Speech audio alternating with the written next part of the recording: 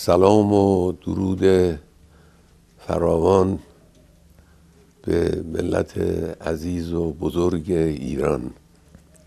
যুদ্ধবিরতির 2 দিন পর নীরবতা ভাঙলেন ইরানের সর্বোচ্চ ধর্মীয় নেতা আয়াতুল্লাহ আলী খোমেনি। বৃহস্পতিবার সামাজিক যোগাযোগ মাধ্যম এক্সে পোস্ট করা এক বার্তায় সংঘাতে ইসরায়েলের বিরুদ্ধে ইরান বিজয়ী হয়েছে বলে ঘোষণা করেছেন তিনি।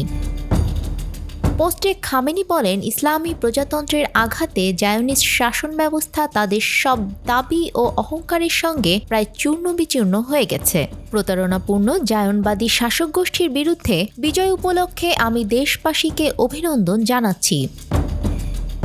ইসরায়েলের সঙ্গে সংঘাত শুরুর পর এ নিয়ে তৃতীয়বারের মতো বার্তা দিলেন ইরানের সর্বোচ্চ নেতা আয়াতুল্লাহ আলী খামেনি। আজ খামেনি সামাজিক যোগাযোগ মাধ্যম টেলিগ্রামেও তার অ্যাকাউন্টে ফার্সি ভাষায় আরেকটি বার্তা পোস্ট করেছেন। এতে তিনি বলেন, তৃতীয়বারের মতো অভিনন্দন, ইরানি জাতির ঐক্যের জন্য অভিনন্দন। প্রায় 9 কোটি মানুষের একটি জাতি সশস্ত্র বাহিনীর সমর্থনে কাঁধে কাঁধ মিলিয়ে ঐক্যবদ্ধভাবে দাঁড়িয়েছিল।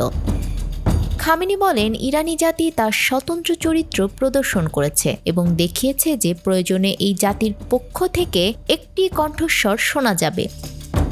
সর্বোচ্চ ধর্মীয় নেতার দপ্তরের বরাত বান্ডেল থাকলে প্রতি সেনমানিতে টাকা বাঁচবে।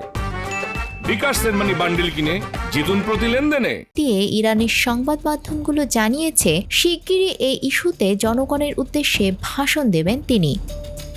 ইসরায়েলের সঙ্গে 12 দিন যুদ্ধের পর মার্কিন প্রেসিডেন্ট ডোনাল্ড ট্রাম্পের মধ্যস্থতায় যুদ্ধবিরতি করেছে ইরান। এরপর ইরানের সর্বোচ্চ নেতা আয়াতুল্লাহ আলী খামেনির অনুপস্থিতি নিয়ে দেশটির জনগণের মধ্যে উদ্বেগ সৃষ্টি হয়েছে বলে বুধবার প্রতিবেদন প্রকাশ করেছে প্রভাবশালী সংবাদ মাধ্যম নিউ ইয়র্ক টাইমস।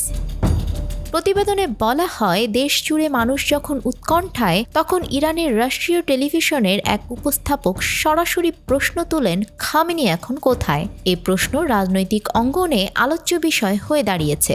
মানুষ সর্বোচ্চ নেতাকে নিয়ে খুবই চিন্তিত।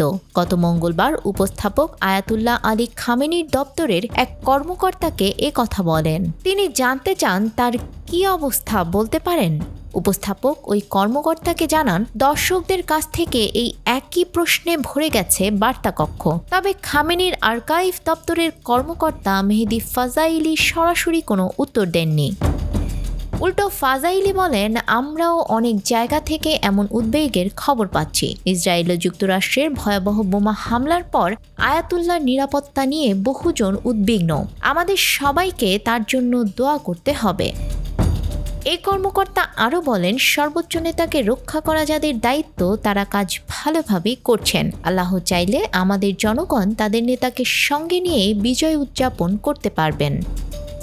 নিউজ ডেস্ক, আমাদের সময়।